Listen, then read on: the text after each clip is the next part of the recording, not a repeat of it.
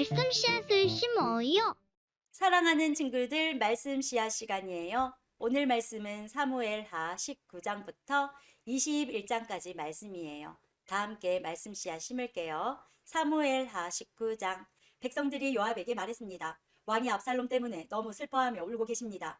다윗의 군대는 압살롬과의 싸움에서 이겼으나 그날은 오히려 모든 백성에게 슬픔의 날이 되고 말았습니다. 그것은 백성들이 왕께서 자기 아들 때문에 매우 슬퍼하신다는 이야기를 들었기 때문입니다. 백성들은 성으로 살며시 들어왔습니다. 그들은 마치 전쟁에서 지고 도망친 사람들 같았습니다. 왕은 자기 얼굴을 가리고 내 아들 압살롬아, 압살롬아, 내 아들아, 내 아들아 하고 외치며 소리 높여 울었습니다. 그때 요압이 왕의 집으로 들어가서 왕에게 말했습니다. 오늘 왕께서는 왕의 모든 군대를 부끄럽게 만드셨습니다. 그들은 오늘 왕의 목숨을 구해 주었습니다. 그들은 왕자들과 공주들과 왕비와 후궁들의 목숨도 구해 주었습니다. 그런데도 왕께서는 왕을 미워하는 사람을 사랑하시고 왕을 사랑하는 사람들을 미워하심으로 그들을 부끄럽게 만드셨습니다. 오늘 왕께서는 왕의 지휘관들과 군인들이 왕에게는 있으나 마나한 사람들이라는 사실을 분명하게 보여주셨습니다. 압살롬이 살고 우리 모두가 죽었더라면 왕께서는 오히려 기뻐하셨을 것입니다. 자, 이제는 나가셔서 왕의 종들을 격려해 주십시오. 살아계신 여호와께 맹세드리지만 왕께서 나가지 않으시면 오늘 밤에 왕의 곁에 남아있을 사람은 아무도 없을 것입니다. 그렇게 되면 왕께서는 젊은 시절부터 지금까지 당해온 모든 어려움보다 더욱 큰 어려움을 당하게 되실 것입니다. 이 말을 듣고 왕은 성문으로 나갔습니다. 그러자 왕이 성문에 나왔다는 소식이 퍼졌고 모든 사람들이 왕을 보러 나왔습니다. 압살롬을 따랐던 모든 이스라엘 사람들은 자기 집으로 도망쳤습니다. 이스라엘의 모든 지파 사람들이 서로 다투기 시작했습니다. 그들은 이렇게 말했습니다. 왕은 우리를 블레셋 사람과 우리의 다른 원수들로부터 구해주었다. 그러나 지금 왕은 압살롬 때문에 이 나라를 떠나 있다. 우리가 왕으로 세운 압살롬은 이제 싸움터에서 죽고 말았다. 우리는 다시 다윗을 왕으로 세워야 한다. 다윗 왕은 제사장 사독과 아비아달에게 사람을 보내어 이렇게 말했습니다. 유다의 장로들에게 말하시오. 나는 내 집에서도 모든 이스라엘 백성들이 왕을 왕궁으로 다시 모셔오자고 말하는 소리를 들었소. 그런데 그대들은 어찌하여 왕을 왕궁으로 모시는 일에 가만히들 있는 거요. 그대들은 나의 형제요, 나의 집안 사람들이요. 그런데 어찌하여 그대들은 왕을 다시 모시는 일에 아무 말이 없소. 그리고 압살롬을 따랐던 아마사에게 말하시오. 그대는 내 집안 사람 중 한 사람이요. 내가 그대를 군대의 사령관으로 삼겠소. 만약 내가 요압 대신 그대를 군대의 사령관으로 임명하지 않는다면 하나님께서 나에게 벌을 주셔도 좋소. 다윗이 모든 유다 백성의 마음을 움직였습니다. 유다 백성은 하나같이 마음이 모아졌습니다. 그들은 왕에게 사람을 보내어 이렇게 말했습니다. 모든 신하들과 함께 돌아오십시오. 그리하여 왕이 요단강까지 돌아왔을 때 유다 사람들은 길갈로 와서 왕을 맞이했습니다. 그들은 왕이 요단강을 건너는 것을 도와주려 했습니다. 게라의 아들 시므이는 베냐민 사람이었습니다. 시므이는 바울임에 살았습니다. 시므이는 유다 사람들과 함께 서둘러 내려와서 다윗 왕을 맞이했습니다. 시므이와 함께 베냐민 사람 1000명도 왔습니다. 사울 집안의 종인 시바도 왔습니다. 시바는 자기 아들 15명과 종 20명을 데리고 왔습니다. 그들은 모두 서둘러 요단강으로 내려가서 왕을 맞이했습니다. 사람들은 요단강을 건너서 왕의 가족이 유다로 돌아오는 것을 도와주었습니다. 그들은 왕의 마음이 기쁘도록 애를 썼습니다. 왕이 강을 막 건너려 할 때에 게라의 아들 시므이가 왕에게 나와왔습니다. 시므이는 얼굴을 땅에 대고 왕 앞에서 절을 했습니다. 시므이가 왕에게 말했습니다. 내 주여, 저의 죄를 마음에 품지 말아 주십시오. 왕께서 예루살렘을 떠나셨을 때 제가 저지른 죄를 기억하지 말아 주십시오. 저의 죄를 제가 압니다. 그래서 요셉의 집안 중에서 제가 제일 먼저 내려와서 왕을 모시는 것입니다. 내 주 왕이시여. 그러나 스루야의 아들 아비새가 말했습니다. 시므이는 죽어야 합니다. 시므이는 여호와께서 기름 부어 세우신 왕을 저주했습니다. 다윗이 말했습니다. 스루야의 아들들이여, 이 일이 그대들과 무슨 상관이 있소? 그대들은 오늘 나와 원수가 되려 하고 있소. 오늘은 이스라엘에서 아무도 죽임을 당하지 않을 것이요. 오늘은 내가 이스라엘의 왕이 된 날이 아니요. 그리고 나서 왕이 시므이에게 말했습니다. 너는 죽임을 당하지 않을 것이다. 왕은 이처럼 시므이에게 약속을 했습니다. 사울의 손자인 무비보셋도 다윗 왕을 맞이하러 내려왔습니다. 무비보셋은 왕이 예루살렘을 떠난 날부터 평안히 돌아올 때까지 발도 씻지 않고 수염도 깎지 않고 옷도 빨지 않았습니다. 무비보셋이 예루살렘에서 왕을 맞으러 왔습니다. 왕이 무비보셋에게 물었습니다. 무비보셋아, 너는 어찌하여 나와 함께 가지 않았느냐? 무비보셋이 대답했습니다. 내 주여, 저의 종 시바가 저를 속였습니다. 저는 시바에게 나는 다리를 저니 나귀 한 장을 채워다오. 나귀를 타고 왕을 따라가겠다 하고 말했습니다. 그러나 시바는 저를 속이고 저에 대해 왕께 거짓말을 했습니다. 내 주 왕이시여, 왕께서는 하나님이 보내신 천사와도 같으신 분입니다. 그러니 왕께서 판단하시기에 옳은 대로 결정하십시오. 제 아버지의 모든 집안은 내 주 왕 앞에서 죽어 마땅했으나 왕께서는 저를 왕의 식탁에서 함께 먹는 사람들 가운데 앉혀주셨습니다. 그러니 이제 저는 왕께 더 바랄 것이 없습니다.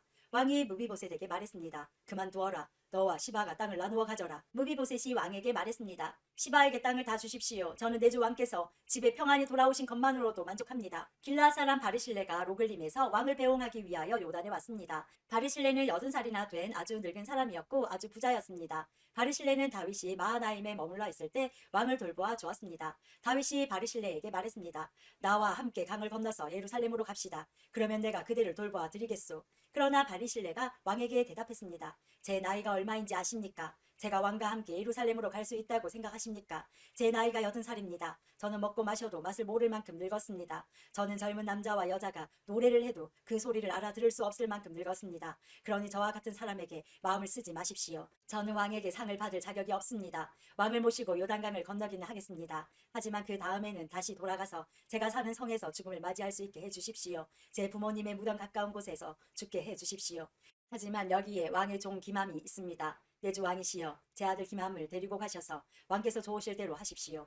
왕이 대답했습니다. 기맘을 데리고 가겠소. 그대가 원하는 것이라며 무엇이든지 기맘에게 해주겠소. 그리고 그대가 내게 원하는 것도 다 그대에게 해주겠소. 모든 백성을 요단강을 건너갔습니다. 왕도 바르실레에게 입맞추고 그에게 축복한 뒤 강을 건너갔습니다. 바르실레는 자기 집으로 돌아갔습니다. 왕이 요단강을 건너 길갈로 갈 때에 기맘도 함께 갔습니다. 유다의 모든 백성과 이스라엘의 백성 절반이 왕을 모시고 나아갔습니다. 이스라엘의 모든 백성이 왕에게 나아와 불평했습니다. 우리 형제인 유다 사람들이 우리와 의논도 없이 왕과 왕의 가족들과 신하들을 요단강 건너편으로 건네주었다는데 그들이 이럴 수 있습니까? 유다의 모든 백성이 이스라엘 사람들에게 대답했습니다. 우리가 이 일을 한 까닭은 왕이 우리의 가장 가까운 친척이기 때문이요. 왜 이 일에 대해 화를 내시오? 우리는 왕의 음식을 축내지도 않았소. 왕이 우리에게 선물을 주신 일도 없소. 이스라엘 사람들이 유다 백성에게 대답했습니다. 이 나라 안에서 우리의 지파 수는 10이나 돼요. 그러므로 우리는 여러분보다 다윗 왕에게 더 많은 것을 요구할 수 있어. 그런데 한 지파밖에 안 되는 여러분은 우리를 무시했어. 우리의 왕을 다시 모시는 일에 대해 어째서 우리와 먼저 상의하지 않았소. 그러나 유다 사람들은 이스라엘 사람들보다 더 강력하게 말을 했습니다. 20장 비그리의 아들이며 이름이 세바인 남봉꾼이 있었습니다. 세바는 베냐민 지파 사람이었습니다. 세바는 나팔을 불면서 이렇게 말했습니다. 우리는 다윗과 상관이 없다. 우리는 이새의 아들에게서 얻을 것이 없다. 이스라엘 백성아, 모두 자기 집으로 돌아가자.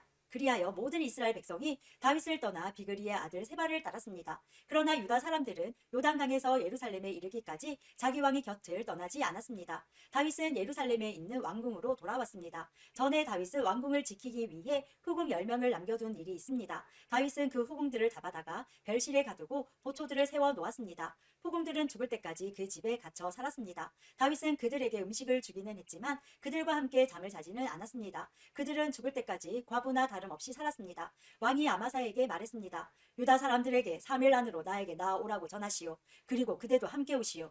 그리하여 아마사는 유다 사람들을 부르러 갔습니다. 그러나 아마사는 왕이 정한 기한을 넘겨버렸습니다. 다윗이 아비새에게 말했습니다. 우리에게 비그리의 아들 세바는 압살롬보다도 더 위험하오. 내 부하들을 데리고 가서 세바를 뒤쫓으시오. 세바가 강하고 튼튼한 성을 찾기 전에 어서 서두르시오. 세바가 강하고 튼튼한 성에 들어가게 되면 잡을 수 없게 돼요. 그리하여 요압의 부하들과 그렛 사람과 블렛 사람 그리고 모든 군인들이 아비새와 함께 갔습니다. 그들은 예루살렘에서 나와 비그리의 아들 세바를 뒤쫓았습니다. 요압과 그 군대가 기브온의 커다란 바위에 이르렀을 때 아마사가 나와서 요압을 맞이했습니다. 그때 요압은 군복을 입고 있었고 허리에는 띠를 차고 있었습니다. 그 띠에는 칼집이 있었고 칼집 안에는 칼이 들어 있었습니다. 요압이 앞으로 나서면서 그 칼집을 풀어 놓았습니다. 요압이 아마사에게 말했습니다. 형님, 모든 일이 평안하시오. 그러면서 요압은 오른손으로 아마사의 수염을 잡고 입을 맞추었습니다. 아마사는 요압의 손에 칼이 있으리라고는 생각도 못했습니다. 요압은 칼을 아마사의 배에 찔러 넣었습니다. 그러자 아마사의 창자가 땅 위에 쏟아졌습니다.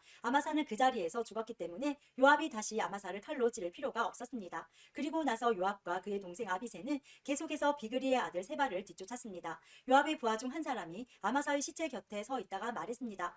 요압과 다윗 편에 있는 사람은 요압을 따르도록 하여라. 아마사는 피투성이가 된 채 길 한가운데에 쓰러져 있었습니다. 요압의 부하들은 지나가는 사람마다 그 시체를 보려고 멈추는 것을 보고 아마사의 시체를 길에서 끌어다가 들에 놓아 두었습니다. 그리고 그 시체를 옷으로 덮어주었습니다. 아마사의 시체가 길에서 치워지자 모든 사람들이 요압을 따라갔습니다. 그들은 요압과 함께 비그리의 아들 세바를 뒤쫓았습니다. 세바는 이스라엘의 모든 지파 가운데로 이리저리 다니다가 벤마아가의 아벨로 갔습니다. 모든 베림 사람들도 와서 세바의 뒤를 따라갔습니다. 요압과 그의 부하들도 벤마아가의 아벨로 가서 그곳을 에워쌌습니다. 그들은 성을 공격하기 위해 성벽 곁에 흙을 쌓아 올렸습니다. 또 성벽을 무너뜨리기 위해 성벽 아래를 파기 시작했습니다. 그런데 어떤 지혜로운 여자가 성에서 소리를 질렀습니다. 제 말씀을 들어보십시오. 요압에게 이리로 좀 와달라고 해주십시오. 드릴 말씀이 있습니다. 그래서 요압이 여자가 있는 쪽으로 왔습니다. 여자가 요압 장군님이십니까? 하고 물었습니다. 요압이 그렇소 하고 대답했습니다. 여자가 말했습니다. 제 말을 들어주십시오. 요압이 말했습니다. 듣고 있으니 말해보시오. 그러자 여자가 말했습니다. 전에는 사람들이 도움말을 구할 일이 있으며 아벨로 가보아라 하고 말하곤 했습니다. 그러면 문제가 풀렸습니다. 저는 평화를 좋아하는 충성스러운 이스라엘 백성 중 한 사람입니다. 장군께서는 이스라엘의 중요한 성 하나를 멸망시키려 하고 있습니다. 여호와의 성인 이 성을 왜 멸망시키려 하십니까? 요압이 대답했습니다. 나는 결코 멸망시키거나 무너뜨리려고 온 것이 아니요. 그런 일은 나도 바라지 않소. 하지만 이 성에는 에브라임의 산악 지방에서 온 사람이 하나 있소. 그 사람의 이름은 비그리의 아들 세바인데 그 사람은 다윗 왕을 향해 반란을 일으켰소. 만약 그 사람을 나에게 데리고 오기만 하면 이 성을 그대로 내버려 두겠소. 여자가 요압에게 말했습니다. 그 사람의 머리를 장군님이 있는 성문 밖으로 던지고 말겠습니다. 그리고 나서 그 여자는 성의 모든 백성에게 매우 지혜롭게 말을 했습니다. 그들은 비그리의 아들 세바의 목을 잘랐습니다. 그리고 그 목을 성문 밖의 요압에게로 던졌습니다. 그러자 요압은 나팔을 불었고 군대는 그 성을 떠났습니다. 모두 다 집으로 돌아갔습니다. 요압은 왕이 있는 예루살렘으로 돌아갔습니다. 요압은 다시 이스라엘 모든 군대의 총사령관이 되었습니다. 여호야다의 아들 브나야는 그레 사람과 블레 사람을 지휘했습니다. 아도니람은 강제 노동을 하는 사람들을 감독했습니다. 아힐루스의 아들 여호사밧은 역사 기록관이 되었습니다. 스와는 서기관이 되고 사독과 아비아달은 제사장이 되었습니다. 야일 사람 이라는 다윗의 제사장이 되었습니다. 21장 다윗이 왕으로 있을 때에 기근이 있었습니다. 기근은 3년 동안 계속되었습니다. 그래서 다윗은 여호와께 기도를 드렸습니다. 여호와께서 대답해 주셨습니다. 사울과 그의 집안 때문에 기근이 생긴 것이다. 사울이 기브온 사람들을 죽였기 때문이다. 다윗 왕은 기브온 사람들을 불러 모아 그들에게 물었습니다. 기브온 사람들은 이스라엘 백성이 아니었습니다. 그들은 살아남은 아모리 사람의 한 무리였습니다. 전에 이스라엘 사람들은 기브온 사람들을 해치지 않기로 약속을 했었습니다. 그러나 사울은 이스라엘과 유다의 백성들을 도우려는 열심이 너무 지나쳐서 기브온 사람들을 다 죽이려 했었습니다. 다윗 왕은 기브온 사람들을 불러 모아 그들에게 이야기했습니다. 다윗이 물었습니다. 내가 당신들을 위해 어떻게 하면 좋겠소? 어떻게 해야 이스라엘 백성의 죄를 용서하고 오히려 여호와의 백성에게 복을 빌어주겠소?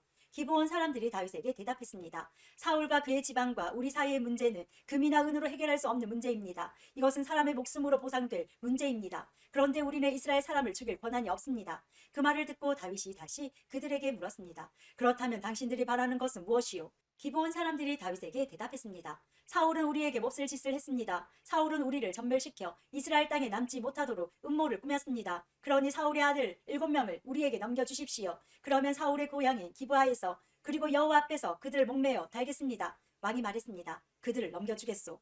그러나 왕은 요나단의 아들 무비보셋만은 보호해 주었습니다. 요나단은 사울의 아들이었습니다. 다윗이 그런 일을 한 까닭은 다윗이 여호와의 이름으로 요나단에게 그의 후손을 보호해 주겠다고 약속했기 때문입니다.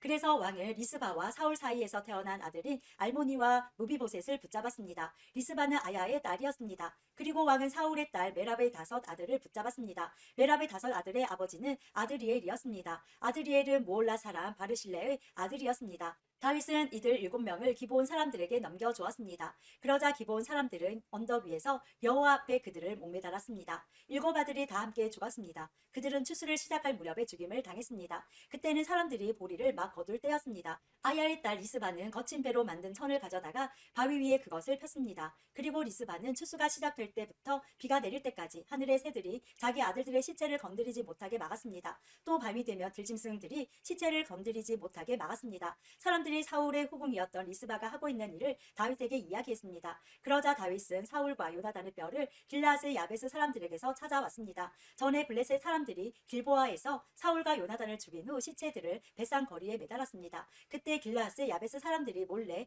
그 시체들을 가져온 것이었습니다. 다윗은 사울과 그의 아들 요나단의 뼈를 길르앗에서 옮겨왔습니다. 그러자 백성들은 달려 죽은 사울의 7 아들의 시체를 거두어 드렸습니다. 백성들은 사울과 그의 아들 요나단의 뼈를 옮기면서 죽임을 당한 사울의 7 아들의 시체도 함께 베냐민 땅 셀라에 있는 사울의 아버지 기스의 무덤에 묻어주었습니다. 백성들은 왕이 명령한 것을 다 지켰습니다. 그러자 하나님께서 그 땅 백성들의 기도를 들어주셨습니다. 블레셋과 이스라엘 사이에 또다시 전쟁이 일어났습니다. 다윗은 자기 부하들을 거느리고 블레셋 사람들과 싸워 싸우러 나갔습니다. 그러나 다윗은 지치고 약해졌습니다. 거인의 아들 중에 이스비브놉이라는 사람이 있었습니다. 이스비브놉의 또 쇠창은 무게가 300세겔 가까이 나갔습니다. 이스비브놉은 또 세 칼을 가지고 다윗을 죽일 계획을 세웠습니다. 그러나 스루야의 아들 아비새가 이 블레셋 사람을 죽이고 다윗의 목숨을 구해주었습니다. 그때 다윗의 부하들이 다윗에게 한 가지 다짐을 받으려 했습니다. 그들이 말했습니다. 다시는 우리와 함께 싸움터에 나오지 마십시오. 만약 왕이 돌아가시면